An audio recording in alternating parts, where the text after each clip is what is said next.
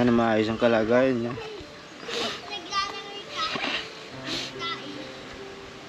Kung ano man yung mga naging kasalanan ni tatay sa inyo, na napatawad nyo naman na po siya. Napatawad mo po yun. Okay lang po yun sa akin. Ito yung lugar na napili namin ngayong araw na puntahan upang tulungan ang ating mga beneficiary dito. Ito ay isang dalampasigan ng punong-puno ng mga kabahayan na gawa sa pawid. At dito nila binuo ang kanilang pamilya at ang mga buhay dito ay lahat ay pangingisda.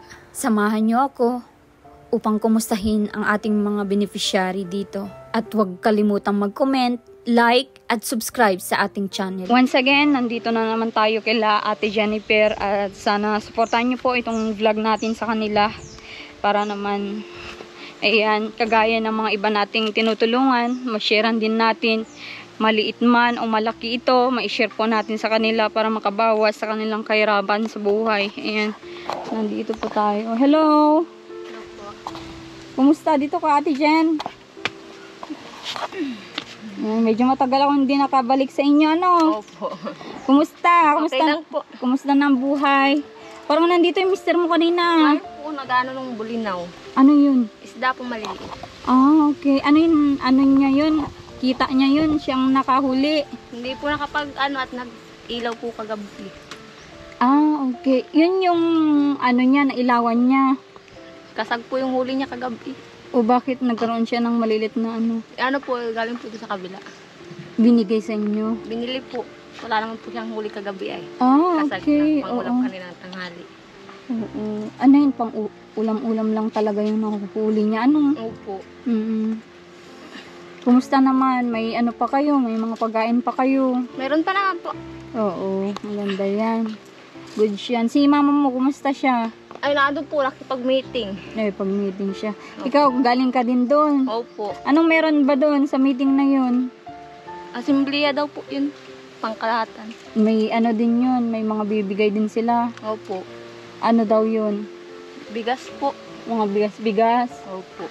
Maganda yan. At nag-aayuda din pala ang barangay. Ano, pag ganyan na assembly meeting, ano? Opo. Nagbibigay naman po ang barangay. Oo, mga tag-ilang kilo naman. Hindi ko lang po alam kung ilang kilo. Pero kalimitan magkanong ilang kilo ang binibigay nila? 5 kilo po. Tapos may grocery. Okay. Yung grocery, sardinas, ano, noodles? Opo. Okay. Hindi ka na nakakuha. Nandito ka. Ay, si mama na lang po ang pinakuha ko at nakapirma naman po ako dun. Oo. Okay. Kumusta yung baby mo? Okay naman po, nagaling pa lang sa sipon. Oo. Tapos nakasanduan ng hangin-hangin. Mga sipon yan. Ano? Hindi naman po malaki yung ulo niya. Nakikita kasi nila sa camera na parang malaki daw yung ulo. Normal lang po yun kasi baby pa siya. Hindi pa talaga nag-form yung ulo niya. Pero yan, Ate Jennifer, gada before maligo, gada before matulog, pwede mong hilutin lang na pabilog yung ulo niya. Para bilog na bilog pag ano niya, pag malaki na kasi, lalo lalaki. Mga lalaki, mahilig magpa-armikat, magpa-ano, di ba? Kung deform yung ulo nila, ikaw pa sisisihin nila pag malaki na sila, sabihin ay napabayaan, di ba? Patingnan yung likod niyan. Ay, okay naman. Pero parang hindi siya pantay, kaya hilot-hilutin mo yan gada, ano, no? Opo. Wala na nga yung ano niya, oh, dumi sa ulo.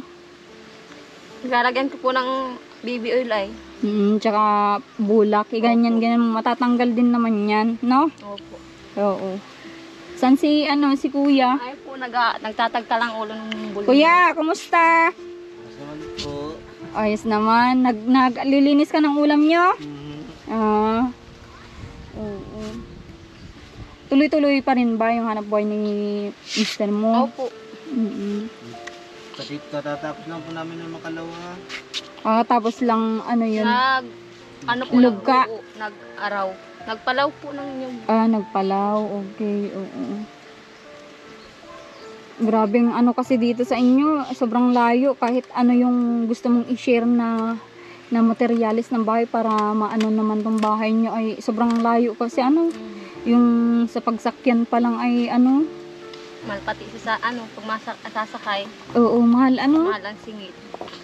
Magkano yung sasakay? Sa ano po, papuntang bayan, balikan po 300 po sa motor. Mm-mm. 300, balikan. Oo.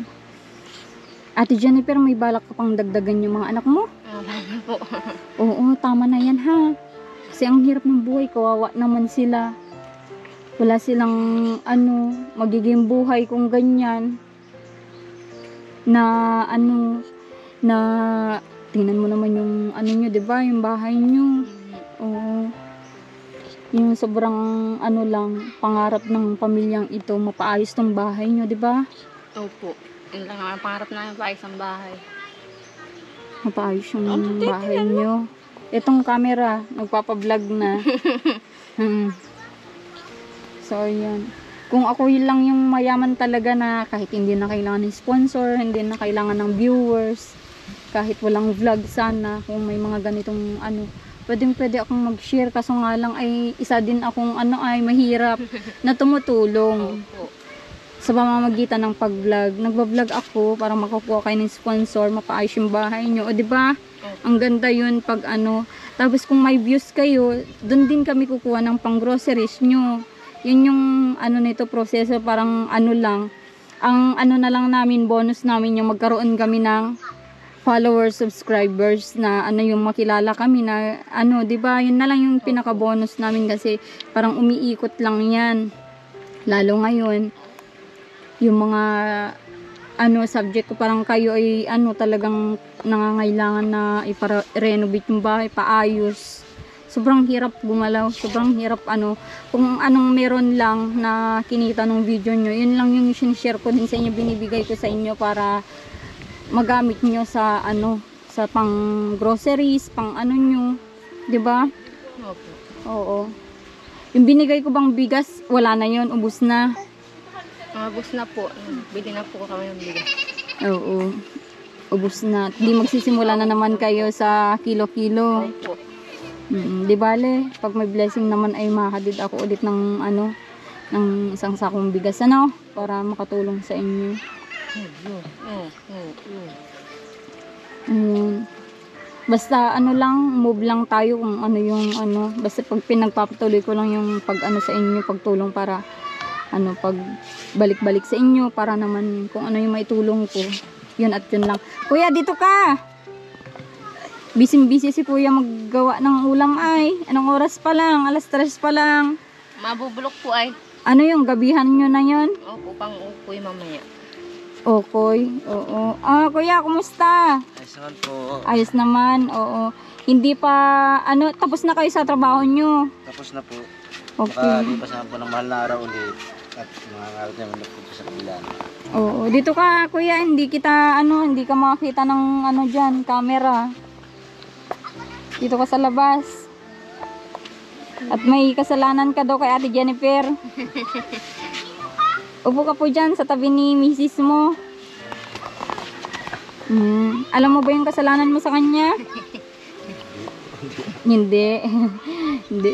Nabibilib ako sa mga mister niyo, pati mister nung isang binablog ko dyan. Sobrang bait, sobrang parang yung kakatusan mo, sasapakin mo ay parang hindi lalaban, Hindi po nalaban niya. Hindi nalaban? Hindi po. Pag nag-aaway ba kayo, kuya, nang pangalan mo ulit? Erwin po. Kuya Erwin, ay hindi ka pumapatol sa kanya? Hindi naman po. Maldita ba tong si Ate Jennifer? Minsan. Minsan. Tapos hindi mo na lang pinapatulan. Hindi, pag pinatulan pa naman, lalong haba naman ang haba. Grabe, Ganon sana lahat ng lalaki, Ate Jennifer, Oo, kasi minsan sabi mo, masungit ka nga. Sabi din ng nanay mo. Pero mas maigi na yun na nakahanap ka din ng asawa na hindi nambubugbog. Opo. Paano kung nambubugbog si kuya? Di kawawa ka. Kawawa ka. So, ayun, nakapunta ako dito sa inyo at medyo matagal na akong hindi nakapunta Kumusta naman ang anak buhay? Ayos naman po. Ayos naman, nakakasurvive naman. Sabi ni Ate Jennifer, nagsisimula na naman daw kayo nagkikilo-kilo ng bigas. Mahal naman po kasi ang bigas ay Magkano isang kilo dito? ba? 59 po. 59. Pinamababa ngayon 56. Oo. Kumusta naman yung ano, hindi pa kumontak sa inyo yung papa nyo? Di ba sabi mo wala siya dito? Sabi ko nga po, nakakontak. Hindi na contact. May video, baka makita niya yung vlog. Baka may gusto kang sabihin. May gusto kang sabihin? Pwede mo siyang kumustahin. Pwede mo siyang kumustahin sa true video kasi sabi niyo matagal niyo nang hindi nakikita, kuya, ano?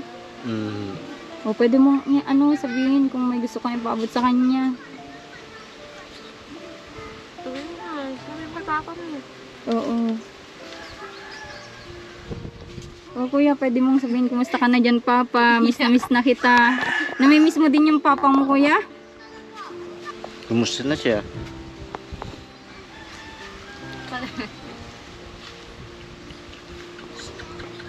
Sana maayos ang kalagayan niya.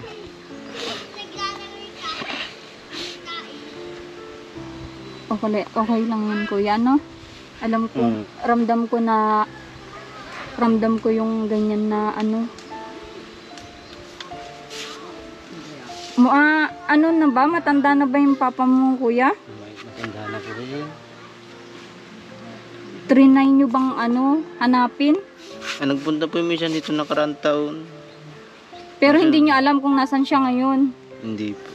Kung saan nagpunta na. Umalis na ulit po ay. Hindi nyo siya, hindi nyo naman siya inaway, pinagtabuyan. Ay, hindi naman po. Bakit kayo Doon po nagtatago nagtira sa kapatid inyo? ko. Ah? Ba't kayo nagtatago sa inyo? Ay, galit po yung nanay namin ay.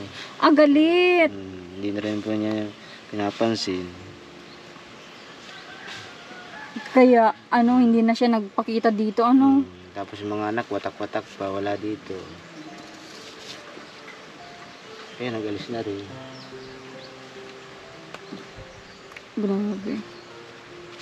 Ang masasabi mo, Ate Jennifer, sa gulo ng buhay din ni Mr. mo? Ano po, kaya naman paglabanan yung problema nila, maayos din naman po yan. Oo. Tsaka sana wag mo nang igaya yung nangyari sa iyo sa pamilya mo, kuya, Ay, hindi po mangyayari yun. Hindi mo naisip yun. Oo, kasi nakita mo na mismo kung gaano kahirap walang tatay, Yeah, mahirap po talaga. Minsan ba ninanais nyo din na nandyan lang yung tatay nyo, nanay nyo, maayos sila? Yun sana nga po maganda eh. Kasi ayaw na talaga po ng nanay namin. Oo. Yung nanay mo pala, mag-isa na siya ngayon. Mag-isa na po. Oo. Kasama lang po niya yung pinakanghuling sa anak. Yung bunso. Pero maayos-ayos naman yung buhay niya kasi sabi mo nga dati may napadala naman sa kanya, no? Mga anak po. Oo, maganda yan. Pero ang bigat sa dibdib na ganun nga, yung sinabi yung matanda na yung tatay niyo, tapos wala pa sa inyo. Parang ang Pero kuya, may itatanong lang ako. Kung ano man yung mga naging kasalanan ni tatay sa inyo, na napatawad nyo naman na po siya. Napatawad mo po yun. Okay lang po yun sa akin. Basta bumalik lang siya sana sa inyo, Mm-hmm. Yun, may anak na siya sa ibang pamilya? Isa po, sabi niya nung umuwi siya, may pagkasawa daw po siya, nagkameron daw sila ng anak, babae, Oo. sa Bisaya. Nakalayo siya, sa Bisaya. Yun, natawid pa siya ng dagat nun. Tawid daw po ng dagat. Grabe. Grabe si papa mo naman maghanap ng ibang pamilya sa malayo pa, Malayo. Oo. Ilan kayo magkakapatid? Baka sama-sama po kami marami. Mga 10 po kami sa una. Pero pa po, pinampun po yung iba ay. Ilan yung kapatid mong pinampun? 5 po. 14 kayo. Din sa una lang po, doon sa una namin tatay. Paano unang tatay? Yung una pong asawa, yung tunay niya pong papa, ang kapatid niya po ay 10 sila. Iba po yung isang asawa. Makatatlong asawa po ay. Okay. Yung total, yan yung totoong papa mo, 10 kayo. Tapos dun sa pangalawa, 5 po. 5, 15. Tapos kaululian niya po isang kasama na niya ngayon, nanay namin. May kasama na siya ngayon. Opo. May ano po, hiwalay na rin po dun sa Pangatlo. pangatlo. Ilan naging anak niya doon? Isa lang po. Isa lang po, bali din sa isla sila. 16 kayo. Eh grabe naman kuya, pang ilan ka? Sunod po ako sa panganay. Sunod sa panganay. Andiyan po yung panganay. Oh. Ito yon, ito yung bahay na ito. Grabe, ang dami. Nakakabilib naman yung nanay mo. Kapatid mo lahat yun sa ina lang. Mm. Pero yun mga 16 na yun, may sabi mo may 5 na ipaampon. Mm. Meron Nakukontak nyo din po sila ngayon. Ay, hindi pa. Yung isa, yung pinakabunso namin, nandyan lang po sa... Malapit lang din po dito. Sa lugar po ng luluhing po, San Antonio.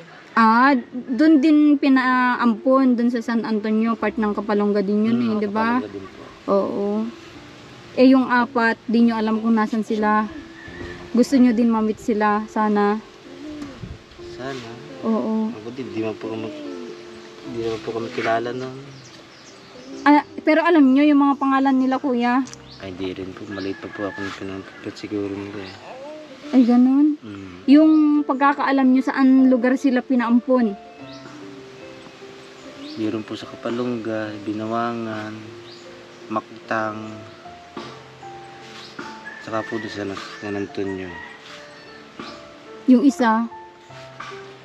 Parang isa-isa. Salvation po. Saan part yun? Santa Elena. Santa Elena po. Paritas Santa Elena. Bago dumating ang Santa Elena. Pwede kang manawagan kuya kung gusto mong makilala yung mga kapatid mo na 5 na yun. Hindi naman siguro ako makilala. Hindi ka na makilala. Mga bata ba? Mga baby pa? Mga baby pa po. Mga baby pa po ang inalis sa kanila. Kaanak pa lang po kinukuha na. Kaya hindi na niya nakita. Parang pusa, ganon, parang aso. Pagkaanak po. Oo, ganun 'di ba pag Ginagampo na po ang papalaki niya. oo. Pero Yun yun, naman pong kapunsuan namin, ay malaki na po yung pinapon. Kasi laki po ng anak ko dito, na babae. May isip na, kaya kilala na kami ay. Tsaka mas okay na yun kung naging maganda naman yung buhay nila, 'di ba? Oo. Maganda naman pong buhay niya. Medyo kaya yung nag-ampon. Oo, kung magaganda yung naging buhay nila, siguro magpasalamat din sa magulang nyo kasi syempre kung nag-stay din naman sa magulang nyo, 'di ba? Kakaranas din ng hirap. Kakaranas din ng hirap. Grabe. Nakakaano din yung mga istorya ng buhay nyo dito, mga boy nyo pala, no? Grabe, ngayon lang ako naka-experience, nakarinig ng ganyang istorya na 16 na magkakapatid, tapos pinampun na din. Salos hindi nyo na nakita. Hindi nyo ba ninanais makita yung mga kapatid nyo? Ay, gusto naman pong makita eh. Kaso lang po, hindi naman kami kilala. Hindi na namin sila kilala. Pero yung magulang nyo, kilala, sure, kilala ng magulang nyo yun. Kilala po yun. Oo. Yun, ang hirap din ano. Pero yung mama nyo, hindi niya din ninais na makita yung mga yun. Gusto rin po yun makita. Kaso lang pwede. Nahihiya na po siya at sabihin pinampun na. oo, Kasi sumbata. yun din yung ninanais ng mga magulang yung makilala sila, kaso nga lang natatakot baka sumbatan balang araw, ano? Masabi mo kung bakit pinampun. Oo, talagang may question talagang ganun, di ba? Meron po. Pero ang pagkakalam niyo nakapag-aral din yung mga yun. Nakapag-aral po yun. Pero kung dito po sa magulang namin ay hindi rin makapag-aral. May nga po di nakapag-aral eh. Ikaw grade 2 po ano? Grade 1 lang po. Grade 1.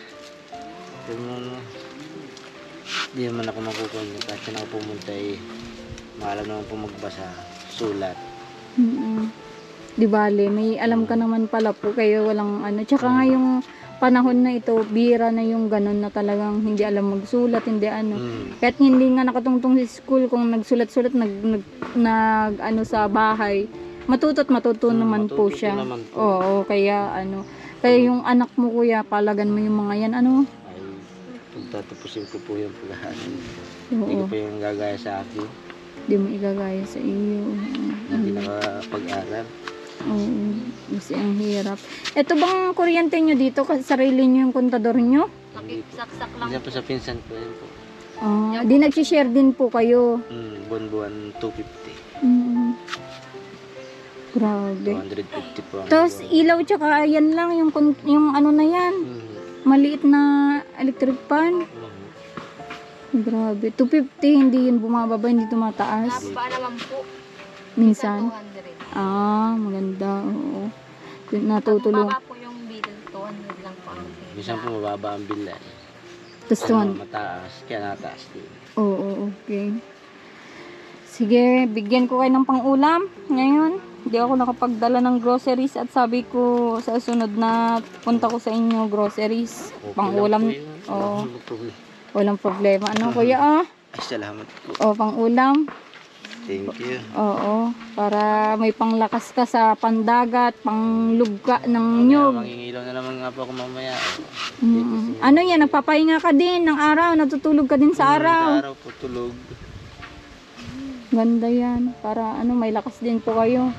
Basta pag-pray lang natin magkaroon tayo ng malaki-laking revenue sa YouTube, sa Facebook para ma-sharean ko kayo sa bahay niyo, no? Tsaka magtingin-tingin na din kami kung may hardware dito sa inyo, no? Oo. Sige kuya, maraming salamat sa pag-share mo sa buhay niyo, no? Ate Jennifer. Okay, sige, punta muna ako. Sige po. Salamat po. Okay. So ayan mga mahal kong viewers, na kumusta natin sila Ate Jennifer at ang kanyang mister. Ayan, nakakalungkot din yung story ng buhay pala ng mister na Ate Jennifer. Pero ganun po talaga, hindi naman po pare-parehas lahat ng story ng buhay ng mga taong tinutulungan natin. Pero grabeng nakaka-intense din po yung mga kinikwento nila, kasi iba-iba yung mga kwento ng bawat buhay ng pamilya na napupuntahan natin. Pero yung mga yun ay may napupulot po tayong aral pagdating sa pag-aanak, ayan, sa pagkokontrol para hindi madamay yung mga bata sa kahirapan ng buhay. Ayan, sana matulungan natin sila, itong pamilya na ito. At sa pag-share, pag-like, pag-comment nyo po sa ating video ay malaking bagay yan para sa pamilya nila. Thank you so much po sa mga patuloy, solid na nanonood sa aming mag-asawa. At huwag po kayong mag-alala, hirap po man yung views namin na mapataas. At least tinutuloy-tuloy po namin ang aming adhikain na makatulong dito sa lugar ni Marcos TV Channel. Ayan. At dito ko muna tapusin ang aking vlog. Sana mag-ingat po kayo palagi at huwag kayong magsawa sa panonood. Maraming salamat. God bless.